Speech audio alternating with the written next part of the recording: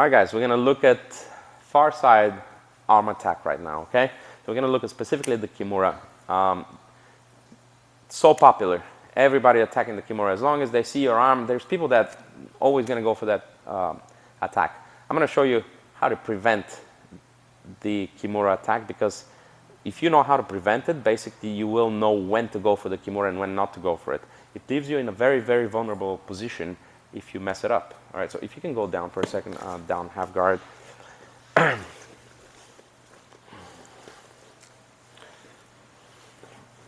If we're here, first things first, if Ian wants to go for the Kimura, he needs to release his knee shield, because if he doesn't go for the Kimura, he can't reach, right? All I have to do is just sit back a little bit. He can't reach me. So he does need to release the knee shield. Now he can go to the Kimura.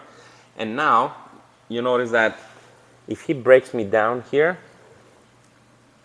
and he puts my arm, my hand specifically behind my back, yeah, I can roll out and all that, but it leaves me in a horrible position. Even if he doesn't submit me right off the get-go here, he will take me to he will sweep me, and then he probably will submit me if he lands in a great position, right? So what I want to do is, in order to prevent that, like I said, notice that, first things first, notice that he needs to release the knee shield in order to reach me. Even if I'm close to him here, I'm running into his knee shield. So he needs to release it. But when he releases it, if he messes this up, even if I don't do anything, if he messes it up, notice the position it leaves him in. Horrible. This is really bad right here. Also, if he comes up a little bit more, I might be able to reach here. This is even worse for him. This is probably the worst thing he can do to himself from this position, right? Look, I got the claw here. I can start taking the back. Very, very bad position for Ian if he messes up the Kimura. And it's so easy to mess up without a proper setup for him, because all I need to do is, don't get me wrong, it's not like I haven't been caught in that Kimura. We all have. But it teaches you lessons when you get caught, obviously, right? So here's the lesson that I'm going to teach you right now. He releases the knee shield. I'm right here. He's protecting the cross faces. Cross face. He releases the knee shield. Notice that he always will telegraph that Kimura, because he will always have to come up, right? He telegraphs the Kimura. If he stay here for a second, buddy, if you can. I know it's kind of. So from here, if my elbow is flaring out slightly, he has a good chance of getting it, right? If I tuck my elbow this way, so just bring your palm up, right? That's all I'm doing. Bringing my palm up here, like this. Try to get the Kimura. You can't, because it's not there. It's just not there. If it's a big guy, strong guy, and all that stuff, and he starts pulling and all that, if he pulls, all I have to do is bring my hand close. And now you can't get the Kimura anymore. Now, he is in a bad position, relatively bad position, because he let go of the knee shield, and I have a what? Near side underhook set up here, right? Remember in the previous videos when he came up to his so you come up for your underhook here, you come up for your underhook, and I get my near side underhook, and I smash him down, and I get here, and then I start passing his guard, okay? We learned how to deal with that, but it's a very dangerous position for him. When he goes for the Kimura and he releases his knee shield, and I tuck my elbow, even if he holds my wrist, hold it tight. Don't let me tuck my elbow. It's very hard not to let me turn my palm up. It's very hard, because the opening of his grip is right here. All I have to do is turn my palm up, tuck my elbow in, and he can't get around the elbow anymore. That kills the Kimura. Not only does it kill the Kimura, it leaves him in a position where now, if I drive him forward and I shoot my arm, I got a near side underhook. From here, I can go on to passing. Did you see what I did here? I opened it up and I got to the shoulder. This is from half guard passing, but it leaves me in a perfect position to do that when he goes for the Kimura. So how is he supposed to go then for the Kimura? Because everybody seems to go for the Kimura, and sometimes people catch it, sometimes not. And that's mostly because the person on top is not defending it properly. Now, here's the other problem. Ian gets the Kimura.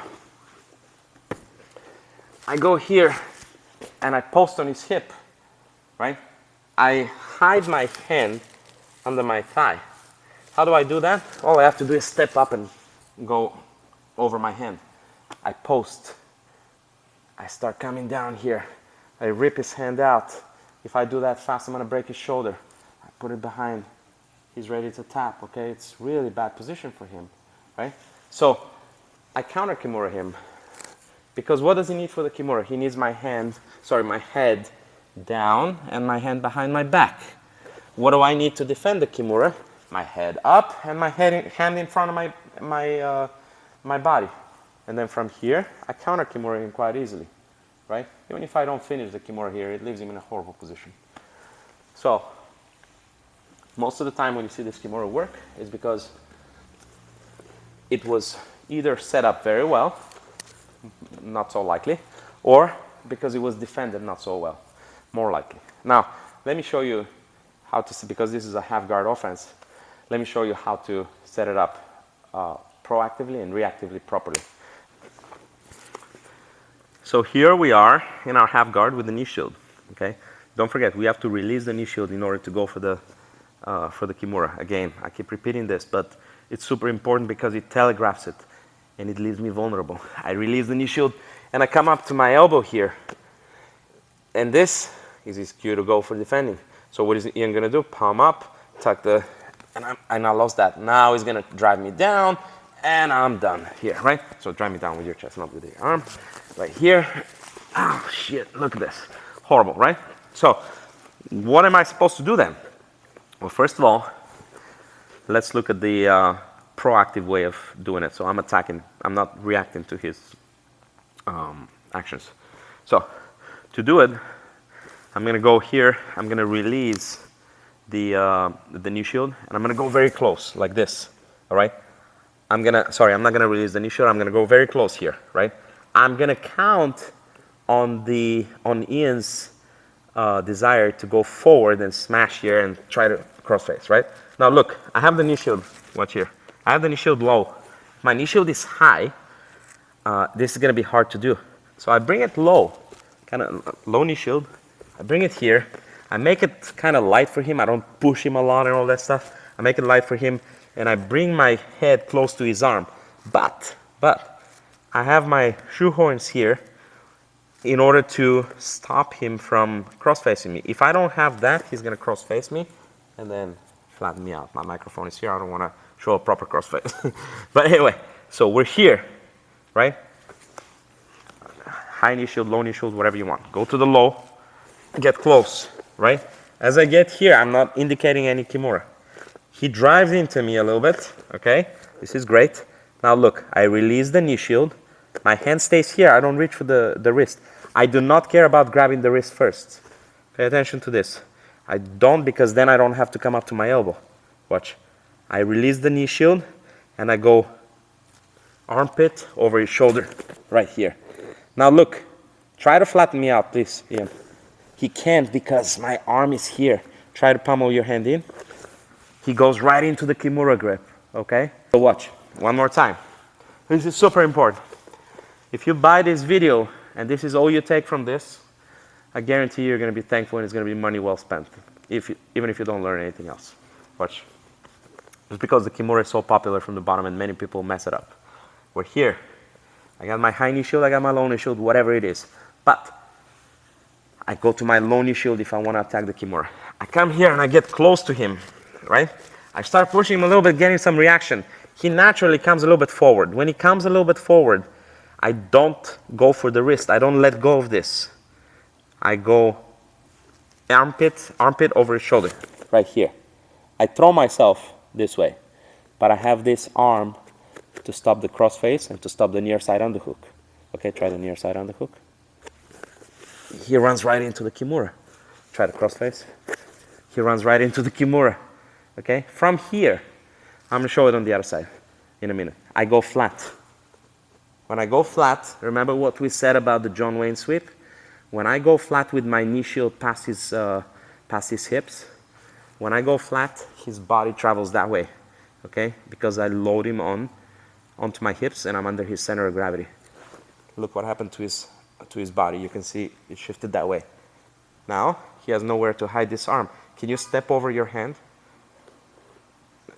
no, you can't. But like if you do that, then I'm gonna start sweeping you quite easily, right? So by then I'm probably gonna finish the Kimura. I put the hand behind his back. I cross my feet. That's an old-fashioned way of finishing it. And I straighten, scissor my legs, straighten them. And then from here, I drive his wrist up and I pull my elbow down like this. So I do this,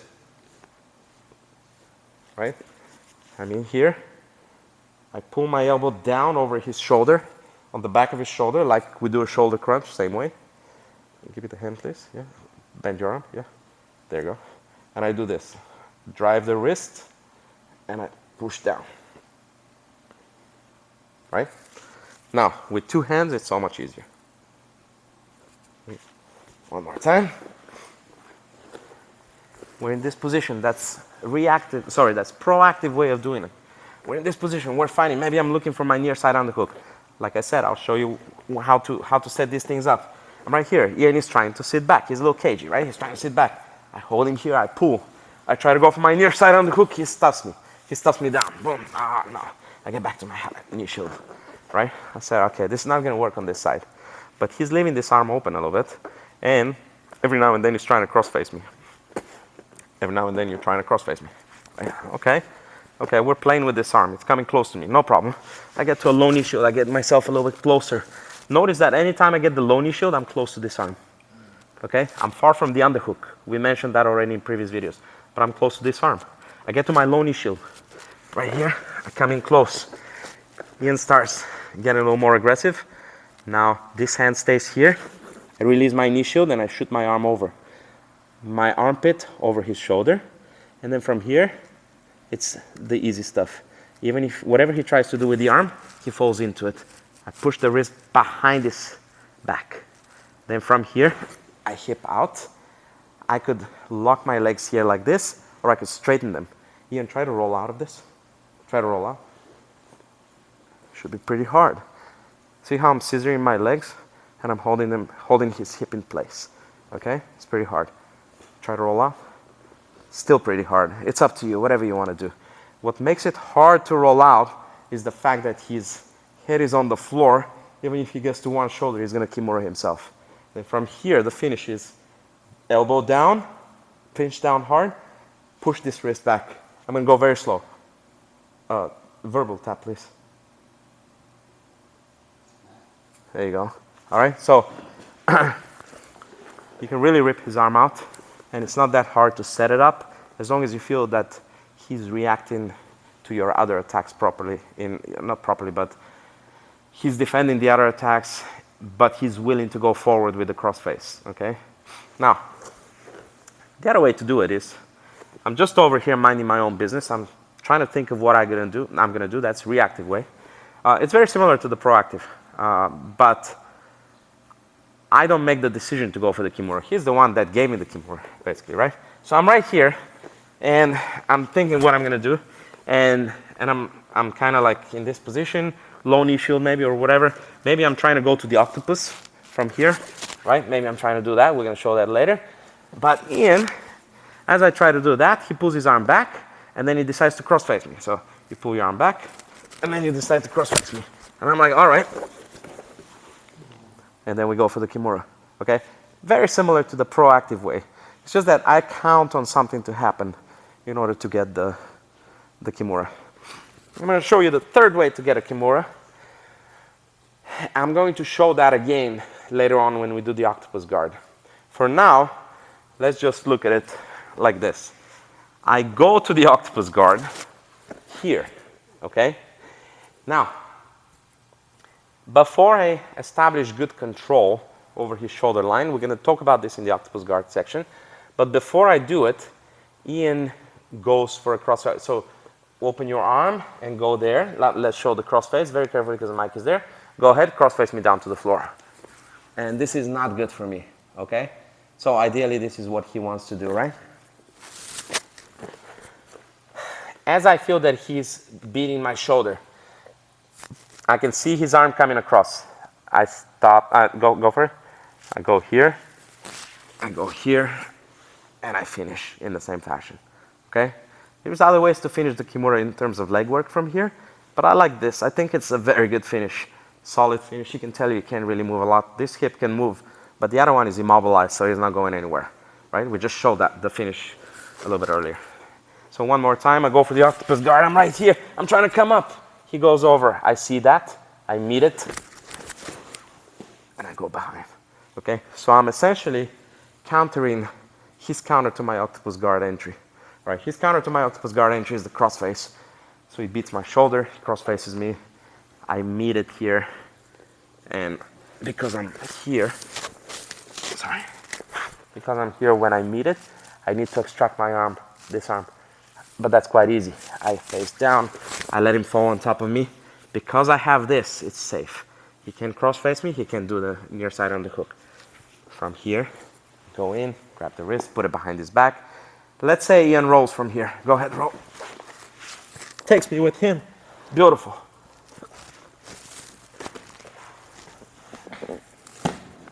Finish the Kimura.